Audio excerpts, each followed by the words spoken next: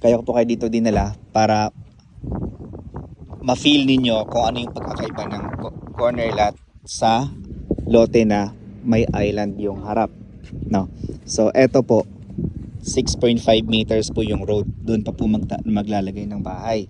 Tapos dito naman po sa kabila, this is 8 meters wide, doon pa po magkakaroon ng bahay. So binibreak po kayo ng island sa gitna. So pag once na yun, malaki na yung puno, tas andito ka, mas malilim yung harapan ng bahay mo, mas maganda. Unlike pag, di ba normally ma'am na mga bahay dito, kalsada na 8 meters, bahay na rin dyan. Dito po hindi. Meron pa tayo ditong 3 meters po na tinaniman nila ng puno, tapos another kalsada ulit na 6 meters. Tapos saka ulit tataniman, lalagyan ng bahay. Kaya po siya mas maganda.